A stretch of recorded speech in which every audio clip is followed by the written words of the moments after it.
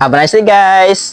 Sa video ito guys, isi-share ko lang sa inyo ang aking konting kaalaman at good news ito sa mga baguhan na content creator, lalong-lalo na rin po dito sa mga matagal na content creator. Kung paano tataas ang ating earnings dito sa Facebook Reels. Ito yung tips ko sa inyo guys. So bago tayo magsisimula guys dito, please pakisupport naman po ako at pakipollow at pakishare na rin itong video na to.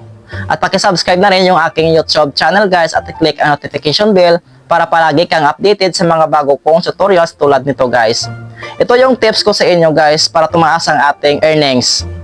Reels with higher watch time may earn more. So, you may be able to increase your earnings by focusing on creating content that your audience wants to watch for longer.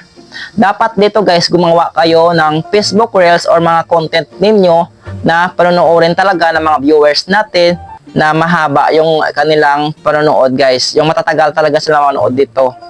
Yung manatili sila manood, hindi nila isi-skip or hindi nila isi-scroll down yung ating mga videos para tumaas ang ating earnings. Kasi guys, dito sa Facebook Reels, yung performance based na talaga pinagbabasihan ni Meta para tumaas ang ating earnings. Dapat mahaba yung kanilang panonood, madaming nag-i-interact or nag-i-engage sa mga post natin, maraming nagre-react, nag-like sa post natin, maraming nag-share kasi doon talaga guys focus sa engagement ang ating earnings. So gumawa kayo ng content na napaka-interesting, inspiring, valuable, helpful, at saka entertaining guys sa mga viewers natin or sa audience natin. At saka guys, dapat mayroon kayong audience na target. At saka meron kayong topic mismo. Ito guys, kapag na-click natin yung Reels with higher watch time, may earn more, ito na yung ilalabas guys. Your Reels average watch time. Dapat dito guys, sa average watch time, dapat umabot tayo sa 60% pataas. Kasi guys, pag tumaas yan natin average time, ibig sabihin, nagugustuhan yan ng ating mga audience, yung ating mga Reels dito sa Facebook.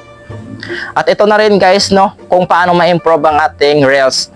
How can I improve my Reels average watch time? Try to create content that your audience finds helpful. Ito na yung sinasabi ko guys. Finds helpful, entertaining, inspiring, or valuable. Encourage your audience to share, comments on, and react to your content. You can also respond to comment on your post to foster authentic interactions. Dito guys, so sinasabi niya dito, dapat gumawa kayo ng helpful content. Ano ba ibig sabihin nito guys? Gumawa kayo ng mga tutorials katulad nito na tutorials guys, na makakatulong sa ating mga audience at sa mga viewers natin, lalong-lalo na guys yung mga followers natin. At makabibigay sa kanilang entertaining, at inspiring, at saka valuable. Kasi guys, dito sa Facebook guys, alam ko marami tayong ngayon gumagawa ng content. Alos lahat guys ay vlogger na dito sa Pilipinas, no?